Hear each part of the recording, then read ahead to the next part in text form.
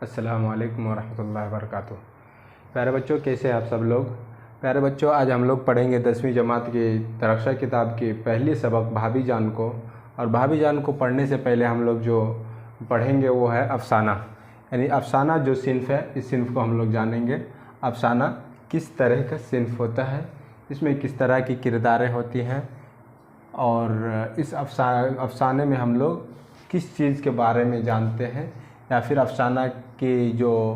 Plot ہوتی ہے وہ کیسی ہوتی ہے، افسانہ کی وجود کب ہوا،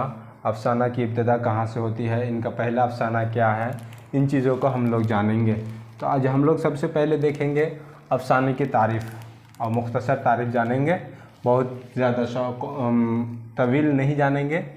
اپنے کلاس کے حساب سے جانیں گے۔ تو ہم لوگ دیکھتے ہیں مختصر افسانہ اردو نثر کے تخلیقی ادب میں سب سے کم عمر اور نوخیز صنف ہے، یعنی افسانہ جو ہے اردو ادب نثر کے تخلیقی ادب، یعنی یہ افسانہ جو ہے نثر میں آتا ہے، نہ کہ نظم میں آتا ہے، اس لیے ہم لوگ اس کو نثر کے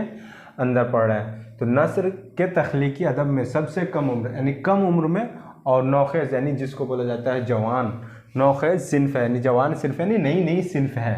یہ صنف فکر و فن کا ایسا جلال و جمال پیش کرتی ہے، یعنی افسانہ جو ہے فکر یعنی سوچنے کی صلاحیت کا ایسا جلال، خوبصورتی اور جمال پیش کرتی ہے، جلال و جمال پیش کرتی ہے،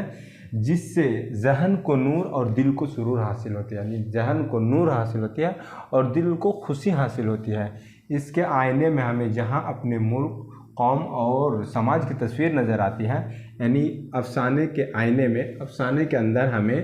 اپنے ملک، قوم اور سماج کی ایک اچھی خوبصورت تصویر نظر آتی ہے۔ اردو میں مختصر افسانہ مغربی ادب کے زیر اثر وجود میں آئی، یعنی اردو جو آیا ہے، یعنی افسانہ جو آیا ہے اردو میں، یہ مغربی ادب کے زیر اثر سے آیا، یعنی مغربی کے جو ادب تھے ان کے اثر سے آیا ہے، اردو ادب میں افسانے کا وجود آیا ہے، اور بہت کم عرصے میں اس نے اردو میں ایک اہم صنف کی حیثیت سے پہچان قائم کر لی، یعنی جو ہے اردو جو ہے بہت ہی قلیل مدت میں، کم مدت میں اردو میں صنف یعنی افسانہ کی حیثیت جو انہوں نے اپنی بنائی، بہت ہی کم سمے میں بنا لیا۔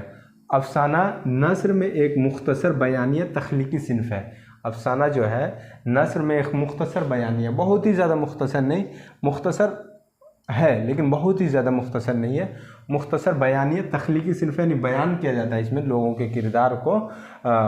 نثر کے ساتھ بیان کیا جاتا ہے۔ افسانے میں کسی ایک کردار یا کردار کے ایک مخصوص گروہ کی نقوص یا ذہنی کشمکش کو نمایاں کیا جاتا ہے۔ افسانے میں جو ہے کسی ایک کردار یا کرداروں کے ایک مخصوص گروہ کو بیان کیا جاتا ہے، بہت سارا کردار رہتا ہے، ان کرداروں میں سے صرف کردار کے ایک مخصوص نقوص یعنی نقص کو یا ذہنی کشمکش کو بیان کیا جاتا ہے، یعنی ان کی ذہن کی کشمکش جو ہوتی ہے، ان کے اندر کی جو چاہت ہوتی ہے، اچھا ہوتی ہے، ان کو بیان کیا جاتا ہے۔ افسانے میں واقعات کی تفصیل، کردار کی گفتگو اور منظر و ماحول کی پیشکش بہت نپی تلی اور متوازن ہوتی ہے، یعنی افسانے میں جو ہے کردار کی گفتگو، یعنی اس میں جو پلاٹ ہوتے ہیں، ان کے جو کردار ہوتے ہیں، تو ان کی جو گفتگو ہوتی ہے یا ان کا منظر جو ہوتا ہے، ماحول جو ان کا پیش کیا جاتا ہے، بہت زیادہ طویل نہیں ہوتا ہے بلکہ نپی تلی ہوتی ہے، یعنی بہت چھوٹا بھی نہیں اور بہت بڑی بھی نہیں، مختصر انداز میں اس کو بتایا جاتا ہے۔ اب دیکھتے ہیں اردو کا آغاز کب ہوا۔ تو اردو میں مختصر افسانے کا آغاز 20ویں صدی کے ابتدا میں ہوا۔ کب ہوا؟ 20ویں صدی کے ابتدا میں۔ متفقہ رائے کے مطابق اردو کا پہلا مختصر افسانہ نصیر اور خدیجہ ہے۔ اب ہم یہاں پہ ایک آبجیکٹیو لے سکتے ہیں، جو اردو کا پہلا مختصر افسانہ کون ہے، کب ان کو شائع کیا گیا، ان کے مصنف کون ہیں، تو ہم دیکھتے ہیں نصیر اور خدیجہ ہے، ان کو جو شائع کیا گیا 1903 میں، اور ان کے مصنف کون ہیں؟ راشد الخیری، اور اس کے بعد پریم چند اور سجاد حیدر یلدرم کے افسانے سامنے آئے۔ ان کے علاوہ بھی بہت سارے افسانہ نگار ہیں، انہی میں سے ہے منشی پریم چند ہے، سجاد حیدر یلدرم ہے، سعادت حسن منٹو ہے، راجن سنگھ بیدی ہے، عصمت چغتائی ہے، خواجہ احمد عباس ہے، سہیل عظیم آبادی ہیں، اختر اورینوی ہے، رام لال، شکیل اختر اور جوگیندر پال ہیں۔ ان سبھیوں نے افسانے میں اپنا خدمت انجام دیا۔ تو دوستوں آج ہم لوگ پڑھے افسانہ کی تعریف اور افسانہ کی مطلب ابتدا کہاں سے ہوئی، کب ہوئی، اور سب سے پہلا افسانہ کون ہے، کب شائع ہوا اور ان کے مصنف کون تھے۔ ان چیزوں کا آج ہم لوگوں نے دیکھا، اور کل ہم لوگ انشاءاللہ پڑھیں گے سہیل عظیم آبادی کی جو ہے خدمت ہے ان کو پڑھیں گے، انہوں نے کیا کارنامہ انجام دیے، ان کی پیدائش کب ہوئی، کہاں ہوئی، اور پھر انہوں نے کہاں بھی ملازمت اختیار کی، اور ان کے کون سے روزنامہ اخبار تھے، اور ان کی جو ہے افسانوی مجموعہ کیا ہے، ان کے انتقال کہاں ہوئی، ان چیزوں کو پڑھیں گے۔ اس کے بعد ہم لوگ پڑھیں گے کل انشاءاللہ بھابی جان، جو کہ آپ کا پہلا سبق افسانہ بھی ہے، جس میں بھابی جان کا نام جب ہے وہ رقیہ ہے، اور اس میں ان کے ایک جو ہوتے ہیں دیور جی ہوتے ہیں، انہی دونوں کے بیچ میں پوری کہانیاں چلتی ہیں، جن میں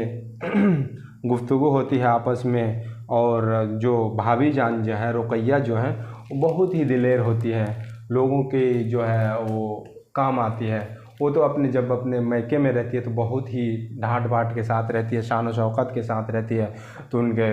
جو دیور جی رہتے ہیں وہ بولتے ہیں کہ جب یہ شادی ہو کر آئیں گے ہمارے گھر میں تو بہت ہی ڈھاٹ بھاٹ کے ساتھ رہیں گے، شان و شوکت کے ساتھ رہیں گے، اپنے شوہر کی بات نہیں مانیں گے۔ لیکن اس کے برعکس ہوتا ہے، ان کا شوہر جو ہوتے ہیں کہ وہ لیڈر ہوتے ہیں، نیتا ہوتے ہیں ہمارے سماج کے، ان کو قید کر لیا جاتا ہے شادی کے بعد اور جیل میں بند کر دیا جاتا ہے۔ تو جب رقیہ بھابی جان دیکھتی ہیں تو بھابی جان رقیہ جو ہے پہلے سے ہی اعلیٰ تعلیم حاصل کی رہتی ہے، یعنی گریجویٹ رہتی ہیں، اس کے بعد وہ ایم اے کرتی ہیں، اور اس کے بعد وہ لیکچرر بنتی ہیں کالج میں، اور اسی طرح وہ اپنا جو ہے نا زندگی گزارنے کے لیے ایک چھوٹا سا نوکری حاصل کر لیتا ہے، اور اسی کے دوارا وہ لوگوں کی مدد کرتی ہے۔ انہی میں ایک درج آتی ہے لڑکی جو اپنے بھائی کے ایڈمیشن کے لیے ان سے پیسہ مانگنے آتی ہے، لیکن وہ بول نہیں پاتی ہے، اور پھر وہ روتے روتے بتاتی ہے جیسے میرے بھائی کا ایم اے میں ایڈمیشن کے لیے مجھے فیس چاہیے، بتا نہیں پاتی۔ اسی طرح پوری جو ہے آپ کا یہ افسانے کا پورا سلسلہ سے بتایا جائے گا، اور آج ہم لوگ یہیں تک اپنے سبق کو رکھتے ہیں۔ السلام علیکم ورحمۃ اللہ وبرکاتہ۔